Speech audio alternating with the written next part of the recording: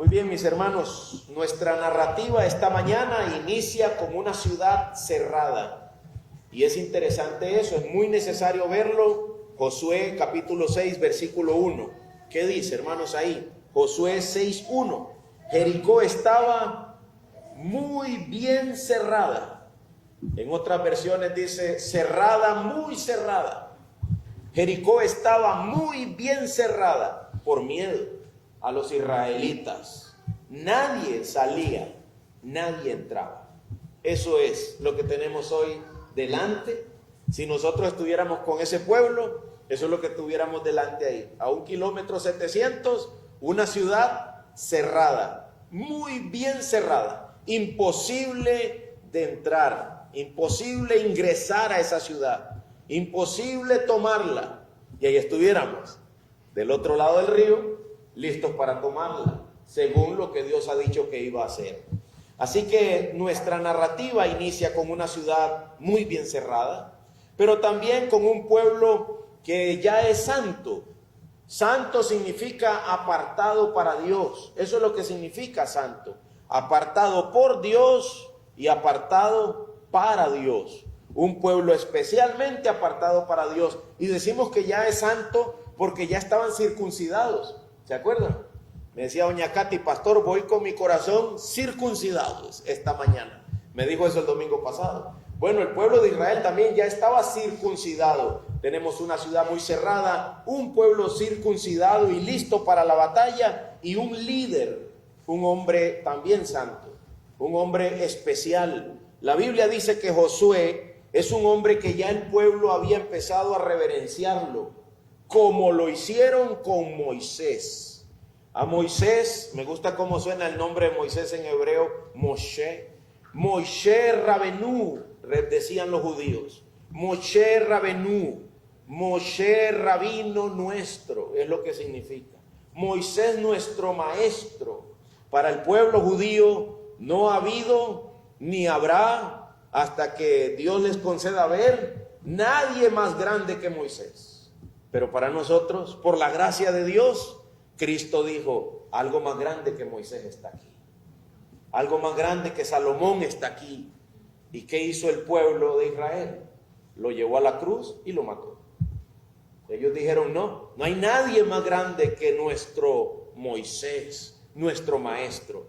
Pero ahora solo quiero que pienses que a Josué ya lo estaban respetando parecido que a Moisés. ¿Me explico?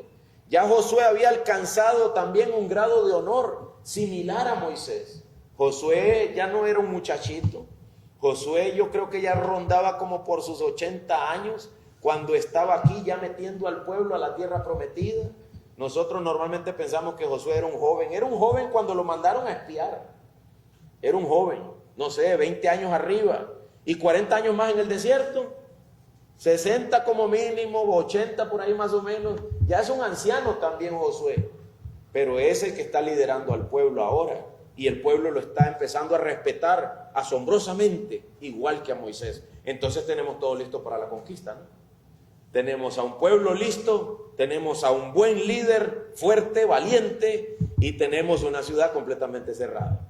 No podemos entrar, no podemos tomarla, no podemos conquistarla. Y en medio de ese escenario estamos nosotros hoy con un capitán y un siervo para la conquista de Jericó. Esos son los puntos de nuestro sermón. Un capitán y un siervo para la conquista de Jericó. Un plan divino para la conquista de Jericó y una respuesta humana ante la conquista de Jericó. Vamos a ir con lo primero, un capitán y un siervo para la gran conquista de Jericó. Josué 5:13, vamos de nuevo ahí por favor a la Biblia para ver esto. Un capitán y un siervo para conquistar Jericó. Josué 5:13. Cuando Josué estaba ya cerca de Jericó, me llamaba la atención esto en la mañana que dice, levantó los ojos. Y yo decía, ¿qué estaría haciendo Josué? No sé, tal vez orando, tal vez ahí pensando, Señor, ¿qué podemos hacer? Y cuando levanta la mirada, él ve, dice ahí el texto, un hombre estaba frente a él con una espada, pero no la tenía guardada la espada, la tenía desenvainada en la mano. Y Josué fue hacia él y le dijo, ¿eres de los nuestros o eres de nuestros enemigos? No, respondió él, más bien yo vengo ahora como capitán del ejército del Señor. Y Josué se postró en tierra, le hizo reverencia y dijo: ¿qué tiene que decir mi señor a su siervo? Entonces el capitán del ejército del Señor dijo a Josué: quítate las sandalias de los pies, porque el lugar donde estás es santo. Y así lo hizo Josué. Eso que acabamos de leer ahí, hermanos, es muy emocionante. Eso contiene una resolución de parte de Josué increíble. Ve un hombre armado, lo ve con la espada desenvainada frente a él y salió corriendo. No, Josué no es Cristo, Josué no es Dios, es un hombre, pero él ha entendido que debe ser fuerte y valiente. Así que camina a toparse con ese hombre y a preguntarle: ¿tú quién eres? Así está la cosa en este lado del campamento, dice Josué. Yo mato al que no es de los míos. Y si eres de los míos, ve y colócate allá, al lado donde está mi gente, los valientes guerreros. Así está la cosa en este campamento. Y el Señor le tiene que decir: cálmate, cálmate, Josué, cálmate. Lo otro es la presentación del capitán, es inigualable. No, más bien, yo soy el capitán de esos ejércitos. Entonces viene una tercera cosa: la sumisión es ejemplar. De inmediato, ¿qué hace Josué? Si tuviera una armadura, ¿verdad?, de hierro ahí que suenen los tiliches, de inmediato está de rodillas, le hizo una reverencia y le dice: ¿qué tiene que decir mi señor a su siervo? Hermanos, Josué es increíblemente ejemplar ante la majestad del Señor, el capitán de los ejércitos de Israel. Es increíble la forma en que Josué procede, y el requerimiento de la relación es divina. Lo que tengo que decir es esto: quítate las sandalias de los pies, porque el lugar donde estás es santo. Eso es algo digno en lo cual meditar, sin avanzar, sin ir directo a la conquista, sin antes pensar en eso. Josué es valiente, Josué es confiado, Josué no es de términos medios, su postura es total y entregada al Señor y a la voz del Señor. Josué es todo lo que se espera de un líder de una tribu, de un líder como del tamaño de ese pueblo. Josué, como hombre llamado por Dios para la obra del ministerio, es ejemplar, pero con un pero en mayúscula. Esta vez ese hombre ejemplar está de frente nada más y nada menos que ante el capitán del ejército, y no se había dado cuenta. Pero cuando él se da cuenta, su sujeción es inmediata. Inmediatamente, ¿qué tiene que decir mi señor a este su siervo? Y las órdenes inician con un acto simbólico: quítate la sandalia de los pies. ¿Qué significará eso, hermanos? Eso fue una de mis preguntas al tener el texto al frente. ¿Qué significará eso? También Dios se lo pidió a Moisés, ¿se acuerdan? Que Moisés vio una zarza ardiendo, Moisés trepó a ver esa zarza ardiendo, Moisés se parecía a Josué, Josué se parecía a Moisés, lo que ven van por ello, ¿verdad? Moisés se trepó ahí al monte para ver esa zarza, y llegando ahí, él escuchó esta voz que decía: quita las sandalias de tus pies, porque el lugar donde estás es santo. Hermanos míos, no hay cosa más inmunda para un judío que las sandalias y los pies de un hombre. Y no hay mayor muestra de humildad que lavarle los pies y desatar la sandalia del pie de un hombre, porque es una cosa muy sucia. Y cuando tú lo haces, está mostrándole que a esa persona tú la veneras totalmente. ¿Se acuerdan que Juan el Bautista dijo que no era digno ni siquiera de desatarle la correa a los pies de Cristo? Si eso que es tan bajo, y tú te consideras que no eres digno ni de hacer eso tan bajo, entonces consideras a aquel sumamente alto. ¿Me explico? Consideras al otro una cosa muy grande y muy digna de ser adorada. Y lo que aquí se le pide a Josué es: quítate las sandalias. Estás delante de mí, estás en mi presencia, desnuda tus pies, en un acto de reverencia y en un acto de humildad. Quita las sandalias. ¿Por qué? reverencia, porque indica que estoy delante de alguien santo y que mis pies son inmundos. Debería decir quítate los pies, pero no puedo hacer eso. Al menos quítate los zapatos, para mostrar que estás delante de alguien santo, digno de ser adorado. Y además es un acto de humildad. ¿Sabes por qué? Porque las sandalias eran una muestra de pobreza. La sandalia en los pies de alguien era una muestra de que no tengo nada que ofrecer delante de ti, solamente estos caites viejos. Igual como los que usaba mi abuelo seguramente, igual como los que usaron nuestros antepasados, unos caites viejos. Y eso es lo que significa, hermanos, quitarse la sandalia de los pies. Reverencia total. Tú eres digno de ser adorado, tu presencia es majestuosa. Yo no debería ni estar aquí, pero como mínimo me quito los zapatos. Y luego 2, no tengo nada que quitarme delante de ti. Soy inmundo. Al menos me quito las sandalias. El ángel se lo pidió, el hombre se lo pidió, que es el capitán de los ejércitos del Señor. ¿Quién es ese hombre? Los teólogos piensan que es nuestro Señor y Salvador Jesucristo. Antes de ser encarnado, antes de que se encarnara lo que se llama una cristofanía, para los que quieren estudiar teología, ¿verdad? Una cristofanía, una manifestación de Cristo previa a la encarnación. Jesucristo está ahí como el capitán de los ejércitos del Señor Dios. La palabra Señor es el sustituto para la palabra Jehová, que se usa en algunas versiones de Reina Valera, o Adonai, el Señor, o Yahweh, o Yahvé. Soy el capitán de los ejércitos del Señor, del dueño de todo, de Dios el Padre. No dijo ser un ángel, como algunas veces los ángeles se presentaban, o sabemos de ellos por la lectura, pero aquí solo dice que es el capitán de los ejércitos del Señor. Y es a alguien a quien Josué le dice, ¿qué tiene que decir entonces mi Señor a su siervo? Entonces yo soy su siervo. Si usted es el capitán, entonces yo soy el siervo suyo. Estoy para servirlo, en reverencia y en humildad. Hermanos, lo primero que indica que Él y no yo es el digno de ser adorado. Lo primero que nos muestra este encuentro es que el capitán de los ejércitos del Señor, Él es el grande, yo no. Su presencia es santa y es apreciada en medio de su pueblo. Por otro lado, la humildad indicaba que no hay nada que yo pueda ofrecer delante del capitán de los ejércitos del Señor.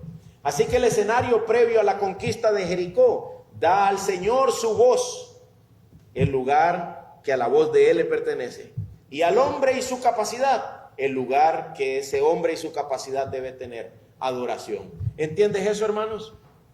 Quítese la sandalia de los pies, era doblarse delante de la presencia de Él, era reconocer la indignidad personal, era reconocer la incapacidad, lo inadecuado de mi condición para decir o para hacer nada, mientras estaba completamente delante de su majestad, el Rey de Gloria, a quien yo debo obedecer en lo que Él diga. ¿Cuál había sido el problema de Israel en el desierto? ¿Por qué cayeron tendidos en el desierto? Porque no escucharon la voz del Señor. Cada vez que alguien no escucha la voz del Señor, está diciendo que Él es digno, yo soy digno, mi voz es digna, hago lo que yo quiero, hago lo que yo pienso. Yo no escucho la voz del Señor, solo escucho mi propia opinión, mis propios razonamientos. Dice la Biblia que no seamos necios en nuestra propia opinión. El pueblo de Israel pereció por estar obedeciendo su propia opinión y no la del Señor. Pero Josué esta vez se quita las sandalias diciendo, yo haré tu voluntad, Señor, yo soy tu siervo. John MacArthur, un teólogo ya bastante anciano, está a punto de fallecer ya el hermano John MacArthur, ya es un abuelito, dijo lo siguiente sobre esa sección de quitarse las sandalias. Estos mandamientos, quítate la sandalia de los pies, escuche bien, impiden que se interrumpa precipitadamente y sin preparación en la presencia de Dios. Este mandamiento, quítate las sandalias de los pies, es para impedir que el hombre irrumpa en la presencia majestuosa de Dios. Ustedes han oído esos escenarios en los que se les dice a una persona, arrebátalo, ¿verdad? Hoy le quito al diablo, hoy le arrebato al diablo lo que él me robó. ¡Wow! ¡Qué poder! ¡Wow! ¿Cómo haces para alcanzar esos logros? Cuando los mismos ángeles no se atreven a emitir juicio contra Satanás. Así que lo primero que deberíamos escuchar es, mira, quítate las sandalias de los pies. Eres indigno, tú no tienes la capacidad, tú no tienes la fuerza de hacer absolutamente nada. Eres pobre, eres necesitado delante del Señor. La presencia del Señor es la que es majestuosa. La voz de Él es la que debe ser oída, no la mía. Habiendo dicho esto, el capitán de los ejércitos del Señor le ha hablado a su siervo y lo ha ubicado. ¿Verdad? Yo digo así de forma chistosa, ubicatex. Le dio una pastilla de ubicación a Josué. Mira, yo soy el capitán, tú eres el siervo. Tus mismos pies son indignos de estar aquí parado frente a mí. No te creas la gran cosa. Vamos a ir a hacer algo grande, pero no es en tus fuerzas, no es en tu capacidad. Tú no tienes la capacidad ni siquiera de sostenerte ni en pie delante del Señor, menos de ser aquel que hace lo que el Señor quiere que tú hagas. Todo eso está en la fuerza y en la capacidad del capitán de los ejércitos del Señor. Ahora veamos la segunda sección, el plan divino para conquistar la ciudad, la que está muy cerrada. Josué 6:2, ¿lo tienen? Josué 6:2, el plan divino. Pero el Señor dijo a Josué, mira, he entregado en tu mano a Jericó. Veámoslo así, hermanos, después de que Josué se puso de rodillas, después de que Josué se quitó los zapatos, después de eso, el Señor le dijo, he entregado en tu mano a Jericó. ¿A qué más? A su rey, con sus valientes guerreros. Ustedes marcharán, Josué 6:3, ustedes marcharán alrededor de la ciudad, todos los hombres de guerra, rodeando la ciudad una vez, así lo harán por 6 días. El 6:4, 7 sacerdotes llevarán 7 trompetas de cuerno de carnero delante del arca. Al 7º día, ustedes marcharán alrededor de la ciudad 7 veces y los sacerdotes tocarán las trompetas. Y sucederá que cuando toquen un sonido prolongado con el cuerno de carnero y ustedes oigan el sonido de la trompeta, todo el pueblo gritará a gran voz y la muralla de la ciudad se vendrá abajo. Entonces, siempre digo, ¿qué digo yo cuando aparece un entonces? Y no antes. Entonces, y no antes, ustedes, el pueblo, subirá, cada hombre derecho hacia adelante. Muy bien, ese es el plan. ¿Cuál es el plan, hermanos? Del gran capitán de los ejércitos del Señor. Agarren el arca, 7 sacerdotes con los cuernos, además de los que llevan el arca, y ponen el arca, los 7 sacerdotes, y pongan unos guardias, unos guerreros adelante y unos guardias detrás. Y a partir de ahí, vayan y denle una vuelta a la ciudad y se devuelven, tocando las trompetas. El otro día, vayan, le dan la vuelta a la ciudad y se devuelven. Así por 6 días. El 7º día le dan 7 vueltas. Y cuando escuchen las trompetas, griten. Eso es todo. Y las murallas se van a caer. Cuando se caigan, suban y tomen esa ciudad. Hermanos, el plan que tiene el gran capitán, militarmente, no tiene nada que atribuir. Me explico, no dijo acomoden unos hombres aquí, pongan otros por allá, metan unos por el drenaje, exploten eso, metan ahí unas bombas. Nada de eso dijo el gran capitán. Y el hombre, el despliegue militar que hay que hacer, tampoco era la gran cosa. Ni el plan era muy sofisticado, ni el despliegue militar era muy sofisticado. ¿Sabes cómo le llama a esto el apóstol Pablo? La locura de Dios. Dice el apóstol Pablo. La locura de Dios, ¿verdad? Y si la locura de él es así de exitosa, ¿tomaron la ciudad o no? Sí. Imagínate cómo será su sabiduría. Pero los planes que Dios da aparentemente siempre son algo un poco descabellado. ¿Recuerdas a David, un muchacho rubio, guapo? David era hermoso de parecer. Era guapo, era rubio, era un guerrero, no, ni siquiera estaba dentro de los hermanos de él en el ejército, ¿verdad? No era nada de eso David. Y con una sola piedra y una honda, bajó a Goliat, el gigante, y con la misma espada de Goliat, porque él no tenía, le cortó la cabeza a Goliat. Y llegó delante del rey Saúl y le dijo: ahí está la cabeza del que ha estado molestando los ejércitos del Señor durante todo este tiempo. ¿Y cómo se la cortaste? Con una sola piedra y con la honda, eso fue suficiente. Y así consecutivamente, puede seguir contando cosas increíbles que Dios hace. Estaba recordando que un profeta se cayó una hacha al agua, ¿verdad? Mi papá sabe, ha leído mucho esos profetas, y con una vara, un palito, hizo flotar el hacha. Y uno dice: ¿cómo eso puede ocurrir? Eso es imposible en nuestra capacidad humana. Después había mortandad en una olla de comida, y que le echó un poquito de harina y se curó la sopa. Hermanos, en la Biblia hay un montón de narrativas de esas. ¿Sabes cuál es el término para calificarlas? Maravillosas, gloriosas, santas, increíbles, hermosas. Un montón de narrativas como esas. Bueno, así mismo es el plan. Y el plan es: hoy o ahora, lo que sigue, Josué, te voy a entregar en tus manos Jericó. Es lo que sigue, Josué. Ponga la mano y ahí yo te voy a dar esa ciudad. Esa, la muy cerrada, la infranqueable, yo te la voy a dar. Es un regalo mío, dice Dios. Saben que el pueblo de Israel iba a tener que enfrentar cerca de 17 grupos de gente que vivía en las tierras de Canaán. Más o menos se los doy. Esaú, el aborrecido por Dios, descendientes de él, Israel iba a tener que dominarlos. Los descendientes de Cam, el hijo bajo maldición de Noé, Israel iba a tener que dominarlos. Los moabitas, los descendientes del hijo nieto de Lot, Israel iba a tener que dominarlos. Los hijos de su hija mayor y otros grupos, eran cerca de 17 grupos, de los cuales se sabe muy poco.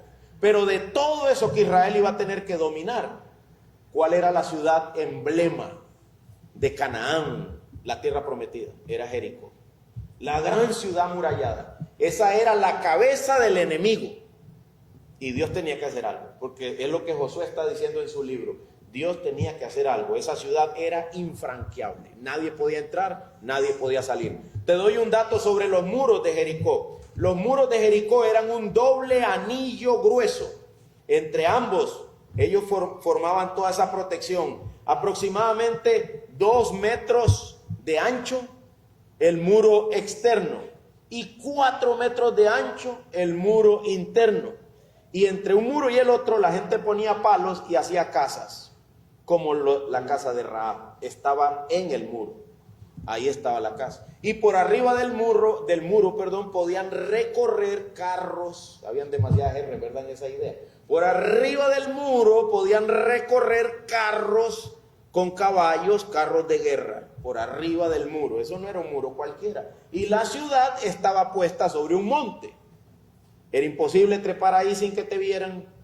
Y si trepabas y estaba cerrada, de arriba podían tirar piedras, de arriba podían tirar aceite caliente y cosas, flechas, para matar a cualquier invasor que intentara entrar ahí.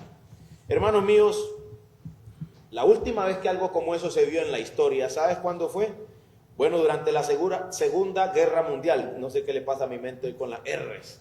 Durante la Segunda Guerra Mundial, en una ciudad llamada Leningrado, San Petersburgo, nieve, sangre y hambre se aliaron durante 872 días. Los alemanes sitiaron Leningrado e intentaron que esa ciudad se entregara, porque era imposible entrar a ella y era imposible salir de ella. Y duraron casi 3 años en esa espera.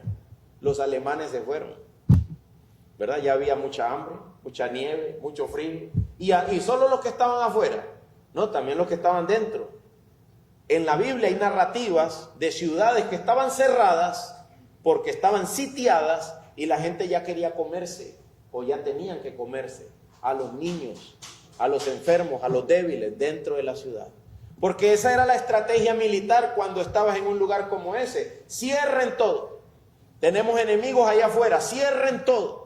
Y lo que estoy diciendo es que la última vez que una ciudad se cerró infranqueablemente, duró 872 días cerrada. Y no abrieron.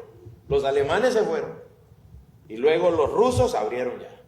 Y de ahí en adelante Leningrado es considerada la ciudad de los zares, de los grandes emperadores rusos. Y es una ciudad muy apreciada por los rusos, porque se mantuvo firme, nunca fue tomada por los alemanes. Y esta ciudad llamada Jericó, ¿cuántos días dice Dios que va a durar en tomarla? En 7 días. Ya pueden comparar. Ya se les prendió el bombillo. Aquellos duraron casi 3 años en algo que ni se parecía a Jericó. Y ahora Jericó, dice Dios, en 7 días se las doy. Josué, vete armando a esa gente como yo te estoy diciendo, me hace un favor y me le dan vueltas a esa ciudad las veces que yo digo. Suenan eso, no digan nada. El último día, cuando yo diga, cuando suenen, gritan y ya verán cómo les doy eso en 7 días. Eso es increíble. Lo que Dios está diciendo es lo que ustedes no pueden hacer.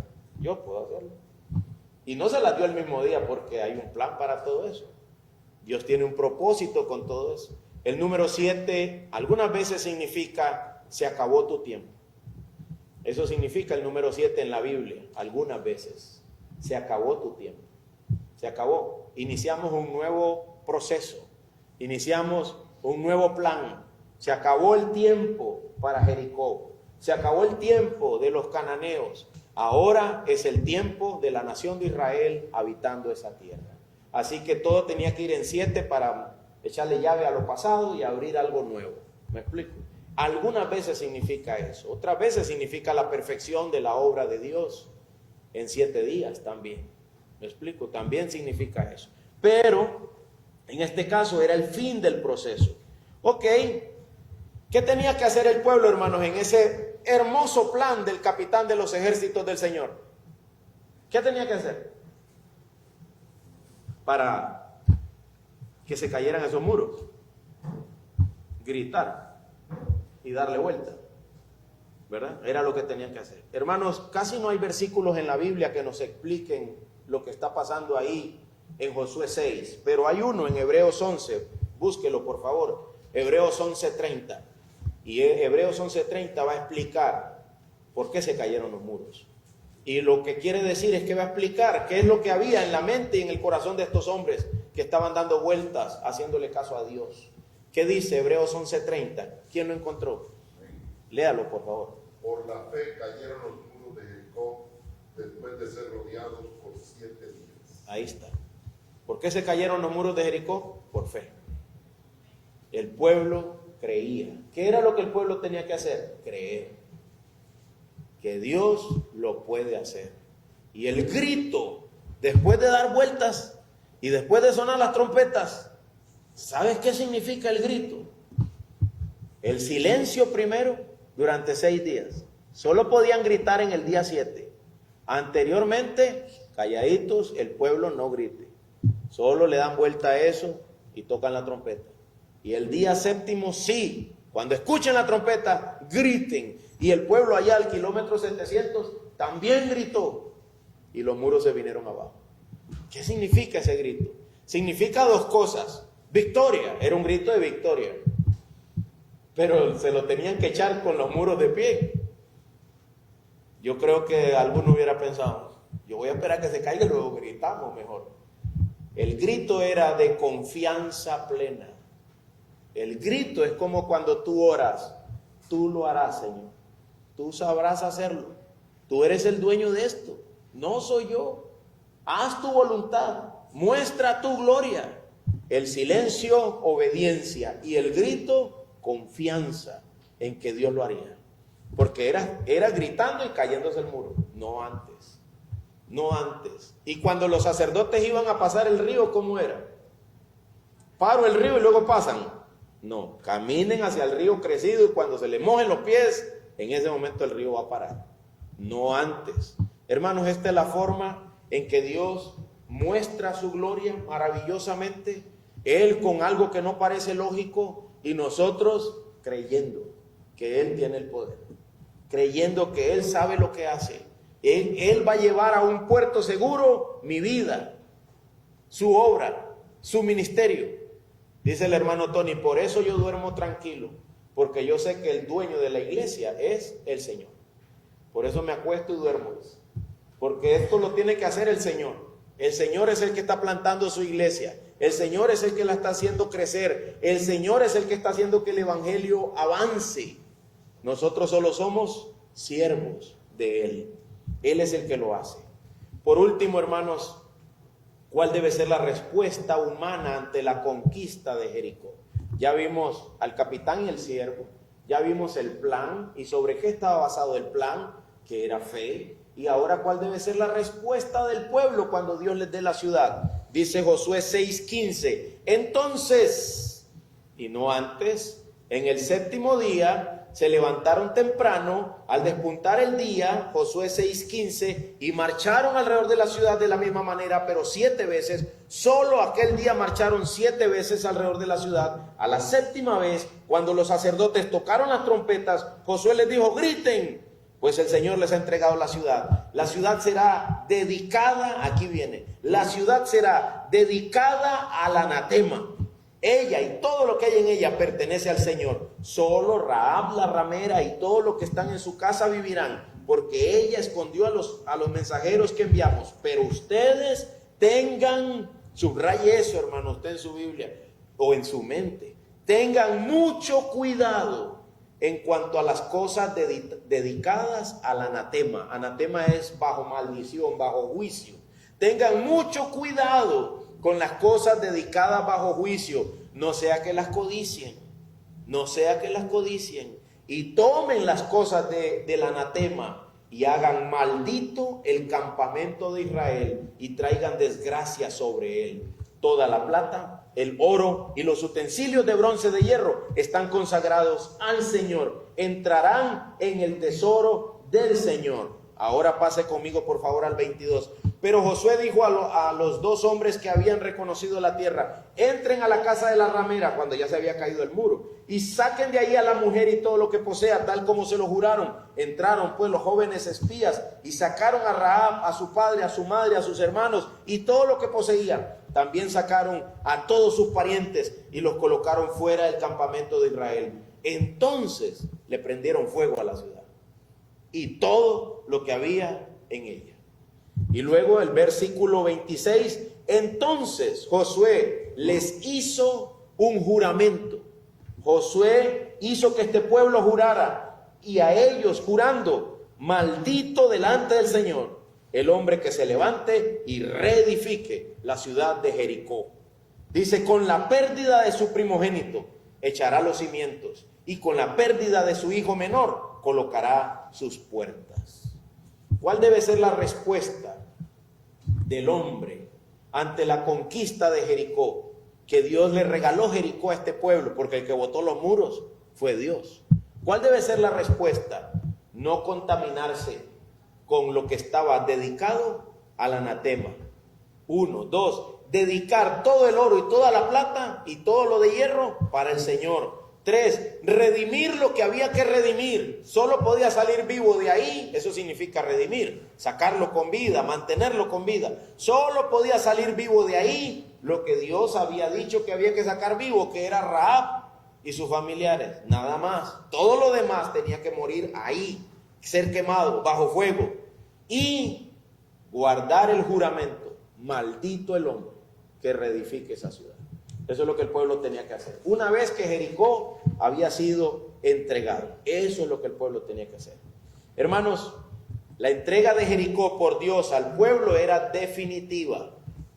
Escuche esto 3 veces. Nunca, nunca, nunca debía dejarse nada de esa ciudad.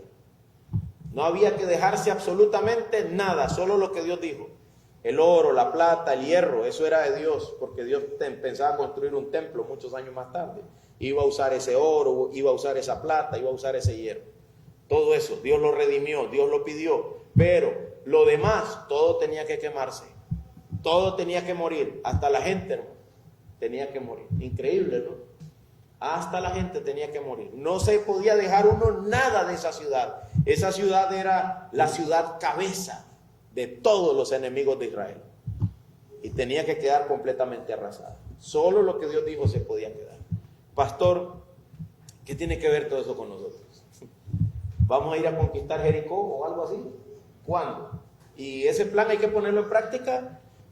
Tal vez diga algún muchacho, voy a buscar una joven y voy a rodearla 7 veces.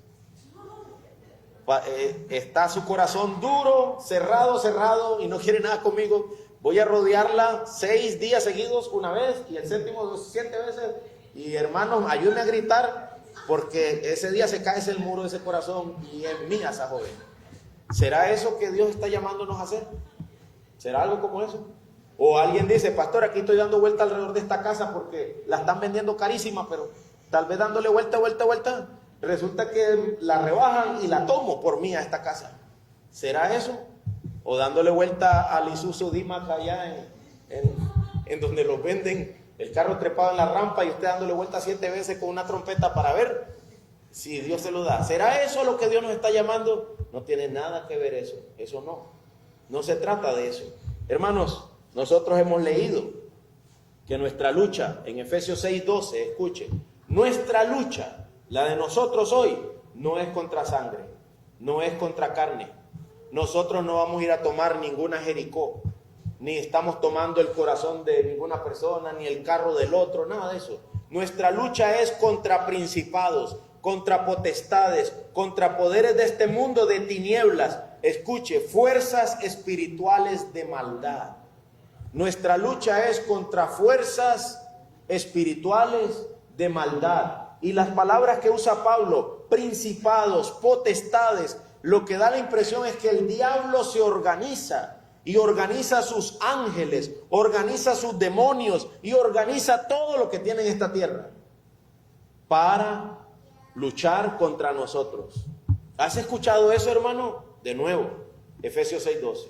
Nuestra lucha no es contra carne ni sangre, es contra el diablo, sus demonios, sus planes, su agenda, lo que él está haciendo para llevar estas almas al infierno. Y no es porque él lo administre, es porque él está condenado ahí. Y como dijo alguien, él no quiere ir solo. Va a llevar cuantas almas pueda. Contra ellos es nuestra lucha. La Biblia por lo menos nos deja ver 3 enemigos. La carne. Cito para ustedes Romanos 7:18. Porque yo sé que en mí, dice Pablo, es decir, en mi carne, no habita nada bueno. Romanos 7:18. Un enemigo mío que no es carne ni sangre, es decir, no es gente, sino que es mi pecado. En mi carne, esa palabra no significa esta carne, significa mis deseos, mis impulsos, mis pasiones. Ahí, dice Pablo, no habita nada bueno, porque el querer está en mí, pero no el hacerlo.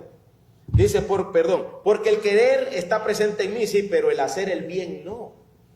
Yo quiero hacer el bien, pero a mi carne no le dan ganas de hacerlo.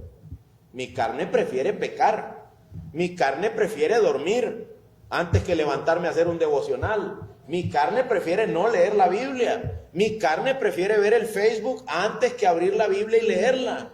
Mi carne, ahí no habita nada bueno, dice la Biblia. Ok, ¿qué más? ¿Quién es otro enemigo mío? El mundo. Primera de Juan 2:15 al 17. Oigan esto. No amen al mundo, ni las cosas que están en el mundo. Si alguno ama al mundo, el amor del Padre no está en él.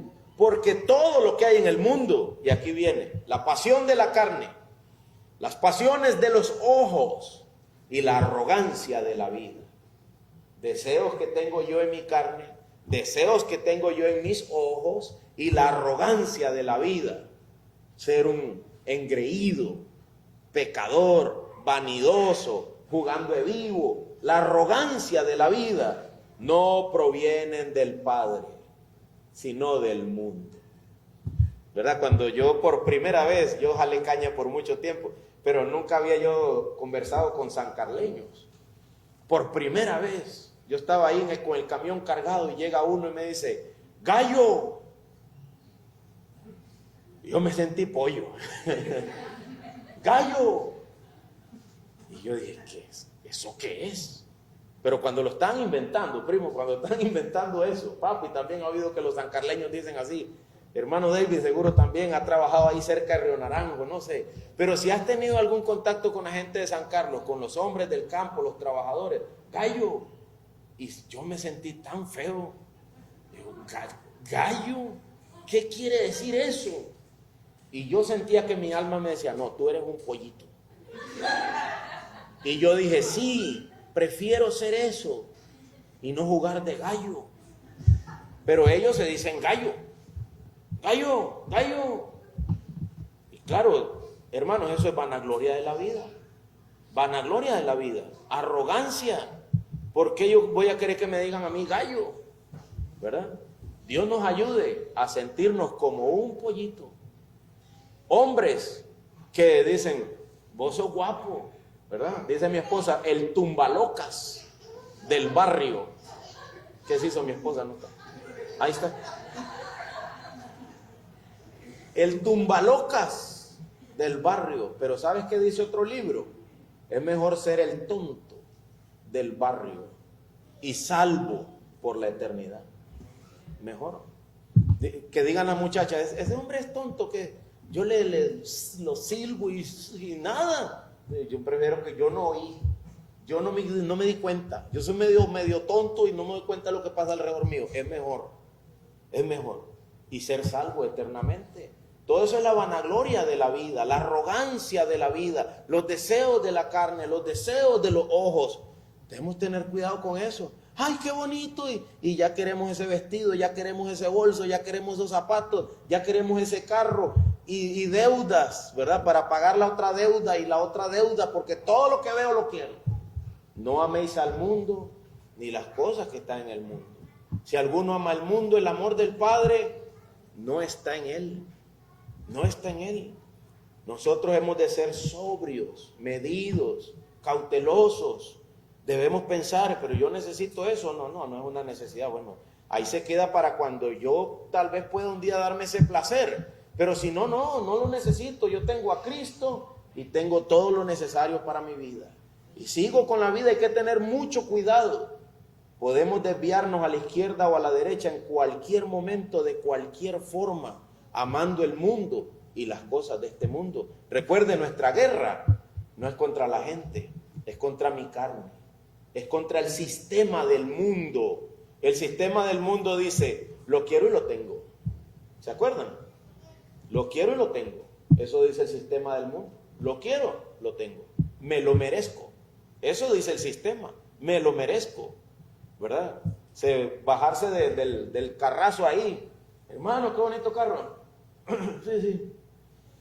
Pero por dentro se siente así, ¿verdad? Yo me bajé de ese carro, es mío. Hay que tener cuidado. Lo quiero, lo tengo. No. Humildes delante del Señor. Nuestra guerra no es contra personas, no es contra una ciudad. Es contra deseos, anhelos del corazón y el diablo mismo. Primera de Pedro 5:8. Sean de espíritu sobrio, estén alerta. ¿Por qué? Su adversario, el diablo, anda al acecho como león rugiente. Y yo te diría, hermano, simbólicamente, ahí está él, olfateándote.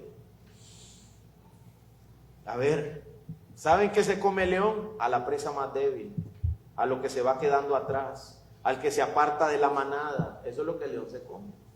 Él va primero detrás de eso. Él está esperando atacar el que él dice, es probable que yo me lo deje.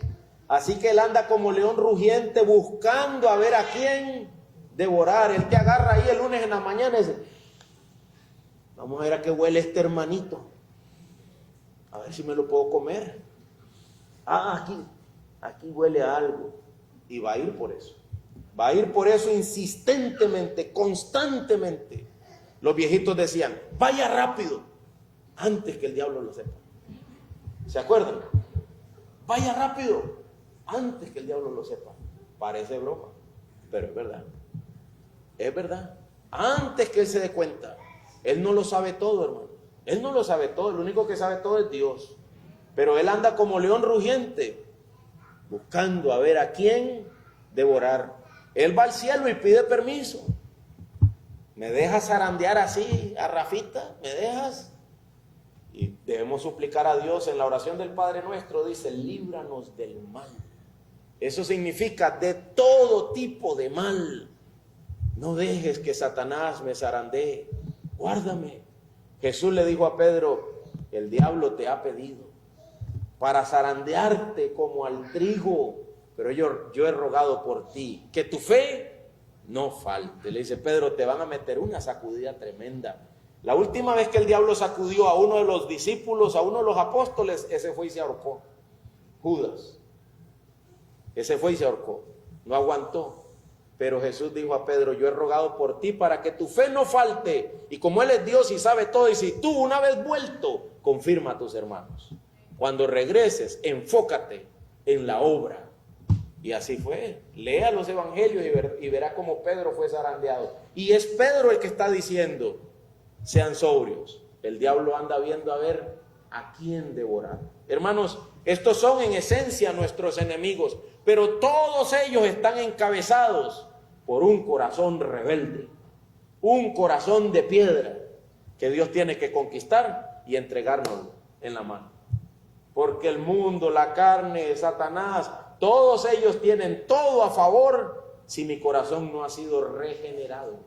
¿Se acuerdan que le dijo Jesús a Nicodemo? Tienes que nacer de nuevo. Lo que he nacido de la carne, carne es. Lo que he nacido del espíritu, espíritu es. No te maravilles de todo lo que hemos estado hablando. Y en griego original dice, te tienen que renacer. Sería la forma de leer el versículo. Te tienen que renacer. Tú no puedes hacerlo por ti mismo. Tu corazón, tu mente es una ciudad cerrada, bien cerrada. Ahí no hay espacio para Dios, a menos que Dios bote esos muros. Esos sí son los muros que Dios tiene que botar. Dios tiene que cambiar ese corazón, dice Ezequiel 11:19. Yo les daré un solo corazón, como si nuestro corazón fuera dividido deseando muchas cosas. Yo les daré un solo corazón. Yo voy a unificar el corazón de ellos y pondré un espíritu nuevo dentro de ellos. Voy a quitar el corazón de piedra y les voy a dar un corazón de carne. ¿Para qué? Ezequiel 11:20. Para que anden en mis estatutos, para que guarden mis ordenanzas, para que las cumplan entonces y no antes. Ellos serán mi pueblo y yo seré su Dios. Pero hay algo que Dios tiene que conquistar. Vamos a decir así, Jericó. Pero realmente, ¿sabes cuál es este Jericó? El corazón en la Biblia es el centro, es la base del procesamiento de la información mía. Ahí donde se organizan todas mis ideas, todos mis pensamientos, todos mis deseos. Eso es una ciudad amurallada que nadie puede conquistar sino solamente Dios. Solamente Él. Nosotros hemos de dar vueltas suplicando a Dios que cambie mi corazón, que transforme mi mente, que me dé un corazón nuevo. Pero es hasta que Él haga sonar la trompeta que yo podré gritar victoria. Hermanos, muchos se declaran salvos cuando aún no lo han sido. Muchos dicen, ya yo soy salvo, ya Dios transformó mi corazón. ¿En serio? ¿Dónde podemos verlo? ¿Cómo podemos saberlo? Lo que estoy diciendo es lo que diría un predicador: no te cures tan rápido. Necesitas dar 7 vueltas. Necesitas buscar a Dios, suplicar que lo haga. Eso no es así como que ya Dios me salvó de la nada, tan rápido. Sí, Él entregó a Cristo por mí y ya soy salvo. Sí, es cierto, lo que acabas de decir es ciertísimo. Pero ¿por qué no te he visto llorar por tu pecado? ¿Por qué no te he visto pensar ni siquiera sobre tu maldad y la grandeza de Dios? No has tenido tiempo para reflexionar nada de eso. Vas muy rápido. El tiempo es de Dios y Dios puede salvar a alguien de la noche a la mañana. Yo solo estoy diciendo, asegúrate de que realmente Dios ha cambiado el corazón de piedra y te ha dado un corazón de carne.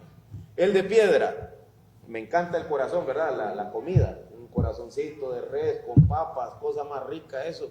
Agarra un corazón de vaca pero de piedra. Imposible. Lo pongo sobre la tabla y ¿qué hago con eso? Le meto el cuchillo, se amella.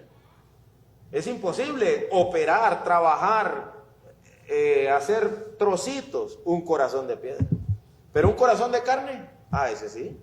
Lo pone sobre la tabla y aunque sea con las manos lo hago trocitos. pero con una piedra no puedes hacer eso. El corazón de carne es maleable, se le puede dar forma. Al corazón de carne se le puede instruir, se le puede enseñar. Pero si tú no admites reproche, nadie te puede decir nada, ni Dios con su palabra. Entonces ese corazón es de piedra, no es un corazón de carne. Hemos de pedirle a Dios que conquiste esa principal ciudad de nuestra alma, de manera que luego con la ayuda de Él yo pueda seguir luchando con todo lo que queda alrededor mío, todo lo que está alrededor de mi vida, todo el resto de mis enemigos, el mundo, la carne y aún Satanás. Pero si primero el corazón no ha sido transformado, no hay manera de que yo pueda luchar con eso y salir victorioso. Hermanos, cuando yo tenía 16, 17, 18 años de edad, todos los domingos en la noche yo quería cambiar. Todos los lunes en la mañana yo era el mismo pecaminoso. ¿Sabes qué significaba eso? Había un problema. ¿A dónde? Pero yo iba a culto todo el tiempo. Yo iba a reunión de jóvenes. Yo dirigía cultos y hasta predicaba. Pero había un problema. ¿A dónde? A nivel del corazón. Había un problema bien profundo, interno. No importa lo que había por fuera. El problema estaba adentro. Ese corazón era infranqueable. El pecado estaba ahí, bien erradicado. Hasta que Dios, por medio de su palabra, lo destronó. Y ya una vez destronado, ahora sí, ese hombre puede servir a Dios. Ahora sí, ese hombre puede guardar los mandamientos del Señor. Y ahora sí lucha. Ahora sí puede luchar. Pero si eso no está ahí nuevo, no hay manera de que ese hombre luche. Cada vez que lo intente, estará vencido, derrocado por las huestes de Satanás. Ahora, pastor, ¿y cómo hago para que ocurra eso en mí? Esto es por fe. ¿Cómo hago para que mi corazón sea transformado? Por fe, a través de la palabra de Dios. Sin fe, dice la Biblia, es imposible agradar a Dios. Debes creer que existe Dios y que es galardonador de los que le buscan. Debes creer que Él puede derribar esa ciudad y tomar posesión de tu vida de una manera total, de manera que el nombre de Él sea glorificado. Y por último, pastor, una vez que Dios ha tomado mi corazón, ¿qué debo hacer yo? Nunca, nunca, nunca reconstruya los muros de Jericó. Nunca. Eso fue lo que Josué dijo. Los hizo jurar. Nadie nunca de los de nosotros va a reconstruir esos muros de Jericó. Aquel que lo reconstruya, que lo haga sobre la vida de su hijo primogénito y de su hijo menor. Aquel que lo reconstruya sabe que va a traer muerte sobre sí mismo. Es lo que está diciendo Josué. ¿Saben que un hombre la reconstruyó? Ahí en el libro de Reyes, ahí aparece el versículo. Ahí se los dejo de tarea. Un hombre reconstruyó los muros de Jericó. Un hombre lo hizo. Y lo hizo a costa de su hijo mayor y de su hijo menor, tal como Josué dijo. Pero esto, hermanos, simbólicamente para nosotros significa: quema todo lo que tengas que quemar de ese corazón rebelde, el cual Dios ha conquistado. Acaba con todo eso, despídete de todo eso, dile adiós a todo eso, no juegues con eso. Dice un predicador: ¿sabes cuál es la mejor forma de ganar la batalla? No estar ahí. El pecado llega y toca la puerta, pero yo no estoy. Yo me fui hace días, ¿verdad? No me voy a poner ahí donde el diablo me va a destrozar, yo no voy a hacer eso. Bueno, todo eso es parte de lo mismo, lo que significa no tocar lo que es del anatema, no tocarlo. Por eso es que nuestras vidas tienen que cambiar. Cuando venimos a Cristo, por eso he nacido de nuevo, todo tiene que ser transformado. Porque estoy llamado a no tocar nada de eso que no glorifica a Dios. Muchas veces coqueteamos con el pecado. Coqueteamos con el pecado. Lo que la Biblia llama, lo que la sabiduría de Dios llama las zorras pequeñas. Zorras pequeñas echan a perder las grandes plantaciones. Porque nosotros coqueteamos con esto chiquitito. Sí, pero esos chiquititos se parece a aquello más grande. Y ahí voy yo en una asociación de pecado, de cosas que no glorifican a Dios. Y termino cosechando muerte. Recuerden, la paga del pecado es muerte. Hermanos, después de que hemos tomado la ciudad, después de que Dios nos la ha dado, todo aquello que no glorifique a Dios debe ser quemado. Y solamente debe ser redimido lo que Dios ha dicho que sea redimido. En este caso, la redención estaba simbolizada ¿por quién? Por Rahab. La redención, la única que salió con vida ahí fue ella y su familia, porque ella había hecho la voluntad de Dios y luego, ¿qué dice de ella? Habitó para siempre en el campamento de Israel. Vino a ser parte de lo que era de Dios. Hermanos, si hay algo que nosotros vamos a rescatar y a mantener con vida de nuestra antigua estilo de vida, tiene que ser algo que esté sometido a Dios para siempre. Algo que sirve a Dios, algo que glorifica a Dios. Dice la Biblia que Dios debe ser honrado en nuestros cuerpos, en nuestras mentes, en nuestro corazón. Dios quiere que aquello que yo antes usaba para pecar, ahora lo use para la gloria de Dios. Alguien decía una vez, y ya con esto termino, estoy tratando de dar ideas de redención. Alguien decía una vez que cuando los cristianos se convierten a Cristo se vuelven de azúcar. ¿Habías oído eso? Cuando por fin Dios los salva, ahora se vuelven de azúcar. ¿Por qué? Porque cuando llueve ya no van a culto. Él estaba diciendo eso, no lo dije yo, él estaba diciendo eso. Ahora yo lo repito. ¿Qué es lo que estaba diciendo? Que la gente antes usaban fuerza, energía, corazón para pecar. Y ahora que han sido redimidos, no usan la fuerza, la energía y el corazón para vivir para Dios. Nosotros estamos llamados a hacer eso que la gente no quiere hacer. Estamos llamados a usar con todo nuestro espíritu, con toda nuestra alma, con todo nuestro cuerpo, servir a aquel que nos ha redimido y que ha conquistado mi corazón de piedra. Me ha dado un corazón de carne y yo debo vivir para darle la gloria a Él con todo lo que yo tengo. Lo que Dios me ha permitido sacar vivo de lo que yo era. ¿Verdad? Me dice Sebastián ahora, tío, me gusta que usted hace las diapositivas, me gusta que son interesantes, usted hace todo eso. Sí, ¿verdad? Y yo vacilando le digo, los mejores hombres servimos al Señor. Los mejores hombres, sí, porque si ves quiénes fueron los mejores músicos, eran cristianos. ¿Quiénes han sido los mejores arquitectos? Tenían temor de Dios. Los mejores pintores tenían temor de Dios. Dios siempre se ha reservado lo mejor, pero no somos lo mejor por nosotros mismos. Él nos ha salvado y ahora nosotros ponemos todo lo que tenemos a los pies del Señor para que sea usado para su gloria. Y si no se puede usar, se quema, como en esa ciudad. Todo lo que era del anatema, todo quedó quemado, absolutamente todo. Hermanos míos, espero haber logrado llevarlos a una consideración bíblica del texto.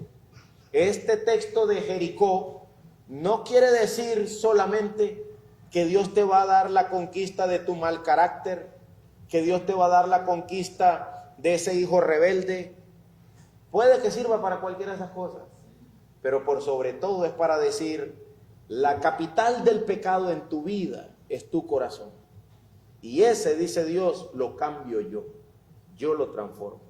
De manera que una vez que el corazón es de carne, ahora sí, griten, entren, tomen, quemen todo lo que no sirve y dejen lo que sirve para servir al Señor. La conquista de Jericó, el regalo del Dios que llama, es devolvernos a nosotros nuestro propio corazón. Nos devuelve a nosotros nuestra propia mente. Nos vuelve otra vez humanos. Y ahora, siendo hombre para Dios, reedifico solo lo que Dios ha dicho que yo debo reedificar. Y todo lo demás lo abandono. Nunca más lo vuelvo a levantar. ¿Me explico? Les animo a que consideremos todos juntos estas cosas. A veces hay buenos hábitos que a través de la vida de fe hemos querido desarrollar y luego los abandonamos. Y reedificamos un mal hábito que se supone que yo ya había abandonado. Empiezo a levantar y a practicar algo que se supone que yo ya había dejado. Eso es parte de la aplicación, de que lo que ya quedó atrás, se quede atrás y continuemos hacia adelante, a la meta del supremo llamamiento de Dios en Cristo Jesús. Vamos a orar.